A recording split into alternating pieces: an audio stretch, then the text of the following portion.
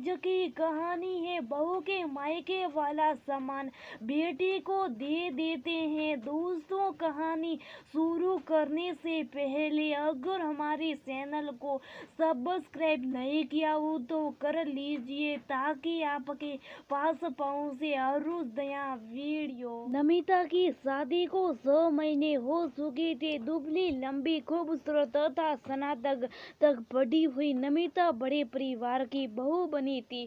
सास ससुर पति के अलावा 2 देवर और 2 नंदन परिवार में थे। बड़ी बहू होने के नाते सभी ने उसे हाथों हाथ लिया। ससुर जी भी उसे बहुत मान देते और सास भी। देवर ननन तो उसके आगे पीछे भाभी भाभी कहते डोलते रहते।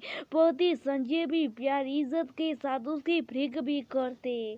उस दिन नमिता ने संजय से पूछा, आपके हाथ में अंगूठी नहीं है जो मम्मी ने शादी में आपको दी थी? संजय ने कहा, वह थोड़ी सी ढीली है इसलिए मैंने उसे बैंक में रख दिया। अभी मैंने हाथ में एक दूसरी अंगूठी पहनी हुई है, बाद में उसे ठीक करवा कर पहन लूंगा। अपने वैवाहिक जीवन से वह संतुष्ट थी। स्नातक के अंतिम वर्ष में पढ़ रही उसकी ननद की उन दिनों रिश्ते की बात चल रही थी। लड़का पढ़ा लिखा प्रतिष्ठित कंपनी में मैनेजर के पद पर कार्यरत था। कुछ औपचारिकताओं के बाद रिश्ता तय हो गया। परिवार के सभी लोग नमिता को भाग्यशाली मान रहे थे। जिसकी शादी के 6 महीने बाद ही ननद की शादी तय हो गई। शादी की तारीख 2 महीने बाद की निकली, इसलिए तैयारियां जोरों से शुरू कर दी गई। एक दिन नमिता खाना बना रही तो पास के कमरे से सास ससुर की आवाज आई। सास कह रही थी, नमिता का जो सामान पैक पड़ा है वह बिटिया को दे देंगे, बाकी का खरीद लेंगे। अपने घर में कौन सी जगह पड़ी है, उस सामान को उपयोग में तो अभी लाना नहीं है।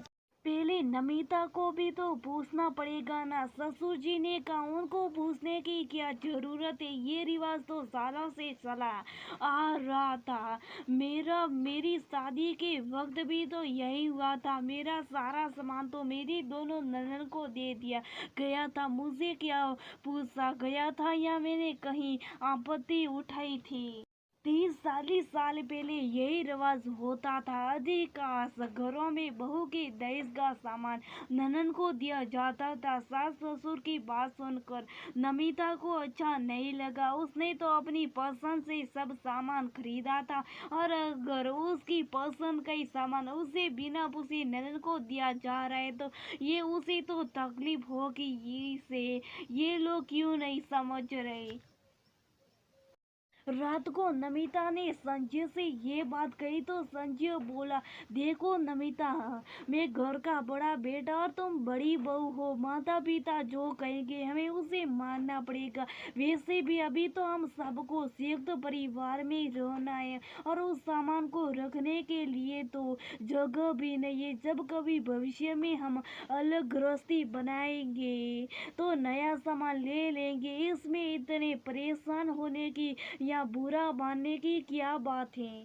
बहन की शादी में ये भी हमारी तरफ से एक तरह का सहयोगी है। नमिता हैरानी से संजय का मुंह देखती रही। बस इतना ही कह पाई, लेकिन मैंने वो सामान ढूंढ कर अपनी पसंद से लिया था और फिर मायके का दिया हुआ सामान तो एक यादगार होता है।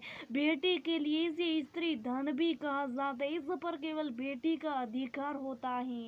भावनाओं को छोड़ो और प्रैक्टिकल बनो। अगर हमसे मना कर दिया तो मम्मी डैडी को बहुत बुरा लगेगा और शब्द भी खराब होंगे। इसलिए जैसे चलता है चलने दो। नमिता क्या कहती चुप लगा गई, लेकिन मन ही मन उसे बुरा लग रहा था। सास के प्रति भी मन में थोड़ा सा रोष उत्पन्न हो गया था। कैसे कह दिया, बहू से पूछने की क्या जरूरत है, ये तो रिवाज है। मन मारकर शादी की तैयारियों में जुट गई।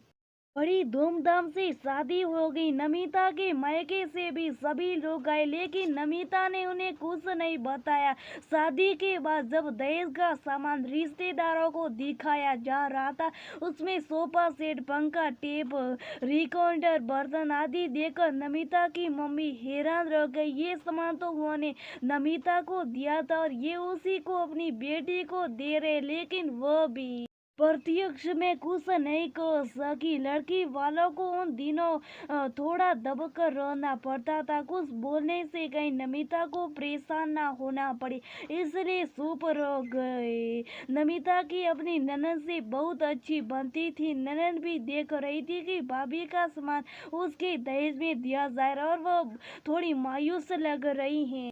लेकिन माता पिता का विरोध वह भी नहीं कर सकी, क्योंकि संस्कारी ऐसे थे। विदाई के अगले दिन एक एक करके सभी मेहमान चले गए। घर के सभी सदस्य बुरी थक चुके थे। नमिता और संजय जब अपने कमरे में सोने के लिए आए तो अचानक नमिता का ध्यान संजय के हाथ पर चला गया।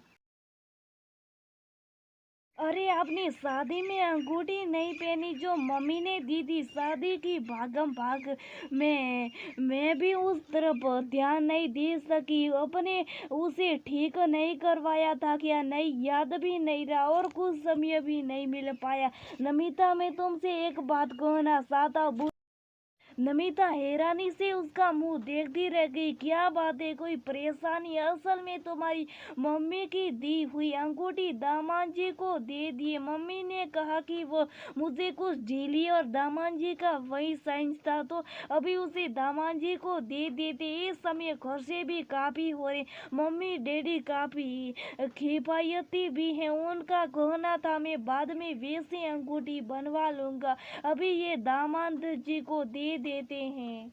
नमिता को जैसे शक्कर सा गया। इतना बड़ा धोखा उसके साथ किया गया। उसे बिना बताए उसके पति के लिए दिया गया एकमात्र गहना अंगूठी उसे बिना पूछे अपने दामाद जी को पहना दी गई। ये कहाँ का न्याय? उसके मम्मी डैडी तो संजय को गले की चेन देना चाहते थे, लेकिन खर्चे अधिक होने के कारण उसमें कटौती करनी पड़ी। उन्होंने बहुत सुंदर अंगूठी जिसमें माणिक रत्न बड़ा जड़ा हुआ था वो संजय के लिए पसंद की थी। उस वक्त साथ में नमिता भी थी और उसी ने अपनी पसंद से वो अंगूठी खरीदी थी। संजय के साथ साथ उसके सास ससुर ने भी उसके विश्वास को ठेस पहुंचाई थी। उसका मूड बहुत खराब हो गया, आंखों में आंसू आगे। संजय माफी मांगता। रात भर उसे ठीक से नींद भी नहीं आई। सारी पुरानी बात याद आ रही। किस तरह शादी का सामान उसने अपनी पसंद से खरीदा था, एक एक चीज याद आ रही थी। नमिता की ननद ने अपने पति से कह दिया कि उन्होंने जो अंगूठी पहनी है वह उसके भाई को ससुराल से मिली थी, लेकिन भैया की उंगली में कुछ ढीली होने के कारण उन्होंने उसे नहीं पहना और वैसे ही रख दिया। इस समय मम्मी पापा को लगा कि ये बहुत सुंदर अंगूठी है, उसे अपने दामाद को पहना देते और ये आपके पास आ गई। ये सुनकर दामाद सख्ते में आ गया, लेकिन वह बहुत समझदार इंसान था। अगले दिन ही वह ज्वेलर्स की दुकान पर गया और उसे वैसी अंगूठी बनाने का ऑर्डर दिया। खुशकिस्मती से एक अंगूठी बहु वैसी मिल गई जिसमें उसी रंग का माणिक रतन था। डिजाइन भी लगभग वैसा ही था। दामाद ने उसी समय अपनी अंगूठी से अंगूठी निकाल कर पैक कराई और नई अंगूठी पहन ली। घर आकर वो अंगूठी की डिब्बी पत्नी को दी और कहा इसे संभाल कर रखो, जब मायके जाओगी तो भाभी को दे देना। ननद हास्य मिश्रित खुशी से पति का मुंह देखती रह गई। कितने बड़े दिल वाला और कितना समझदार व्यक्ति। उसके मम्मी डैडी और यहाँ तक कि भैया ने भी भाभी की भावनाओं के बारे में नहीं सोचा, जबकि उसके पति ने एक बारी में ये बात समझ ली कि लड़की के लिए मायके से दिए हुए सामान का कितना महत्व होता है। उसके मन में पति के प्रति ढेर सारा प्यार, आदर, इज्जत, मान और गर्व के भाव एक साथ पैदा हो गए। हनीमून से लौटने के बाद ननद और उसका पति पग फेरे के लिए आए। सारा परिवार बेटी नमन की खातिरदारी में लग गया। नमिता के चेहरे पर मुस्कुराहट के बावजूद हल्की सी उदासी ननद से छिपी नहीं रही। नमिता की नजर नंदोई जी के हाथ पर बार बार जाती थी, जहाँ माणिक रतन से जड़ित अंगूठी चमक रही थी। उसे देख नमिता के मन में हौल सा उठ रहा था। नैनन कनखियों से सब देखकर भाभी के मनोभावों को समझ रही थी।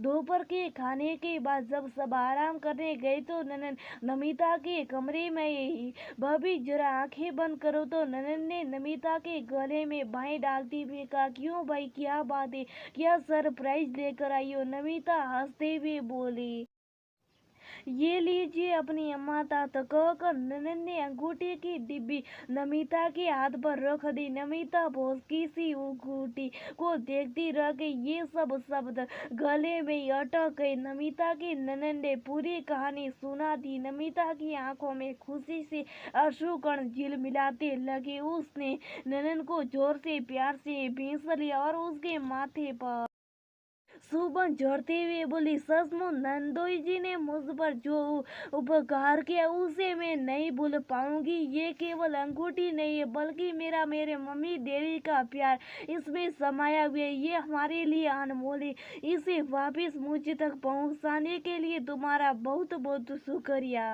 नमिता के मन में अपनी ननन नंदोई के प्रति आदर, प्रेम तथा श्रद्धा के भाव आ गए थे।